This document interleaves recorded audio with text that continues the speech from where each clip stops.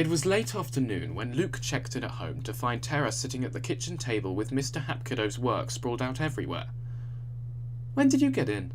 Luke asked with a smile. "I don't really recall. Maybe an hour or two. I really don't remember. I've been busy working, trying to narrow down what Mr. Hapkido was working on, with regard to so-called triggers he found in some DNA research.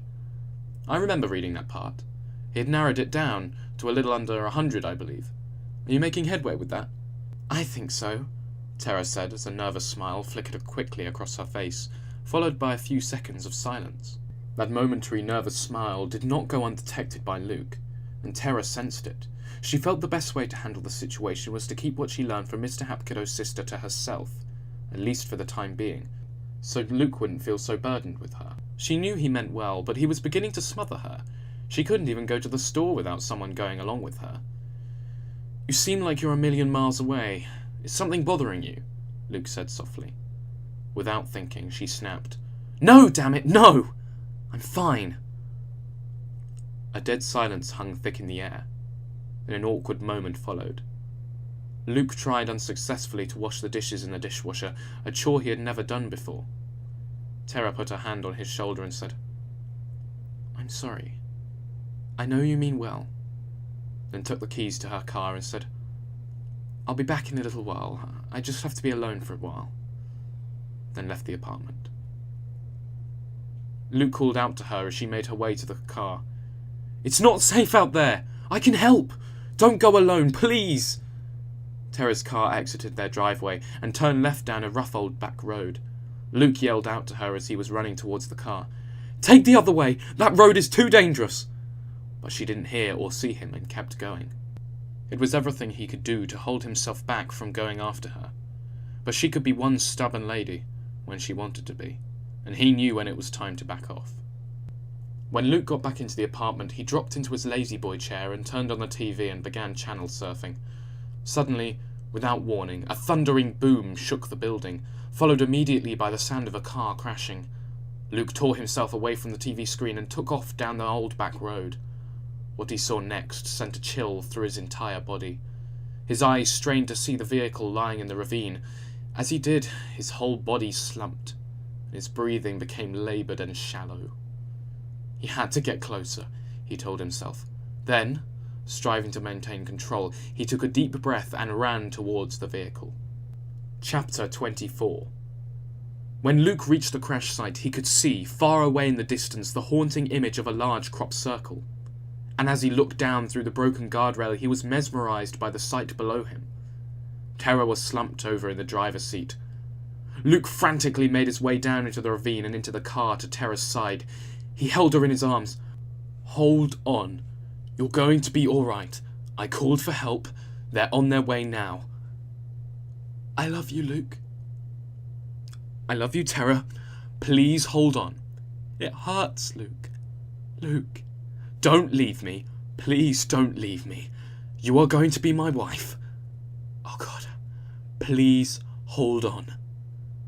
Tears began to well in Luke's eyes, and Tara wiped a tear from his face and said, "Please promise me you'll move on."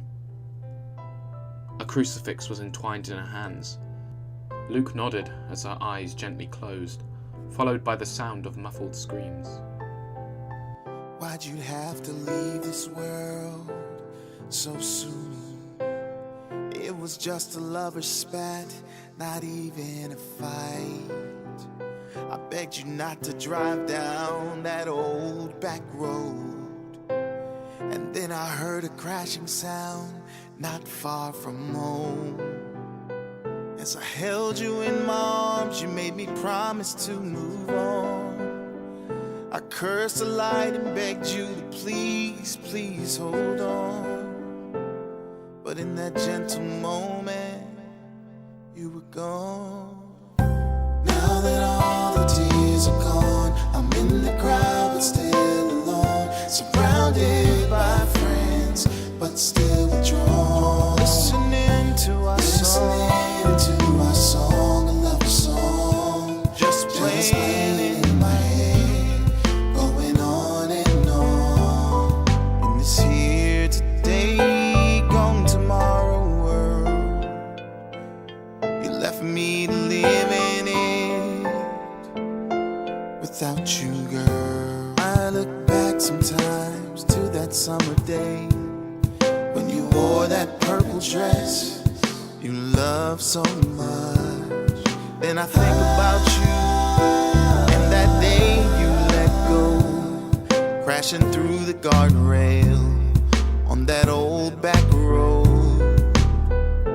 leaving me broken hearted, nowhere to go. Now that all the tears are gone, I'm in the crowd but still alone, surrounded by friends but still withdrawn, listening to our song, a love song, just playing in my head, going on and on. In this here today, gone tomorrow world, you left me to live in it without you, girl. I try to keep your promise and move on, go to work every day and always there on time. First things first, yeah, that's how we do it around here. But your memory, it won't disappear. Now that all the tears are gone, I'm in the crowd but still alone, surrounded by friends but still withdrawn, listening to our song, a love song, just playing in my head, going on and on. In this here today, gone tomorrow, let me live in it without you, girl. Goodbye time moves on slow, and love and life, well, they just go.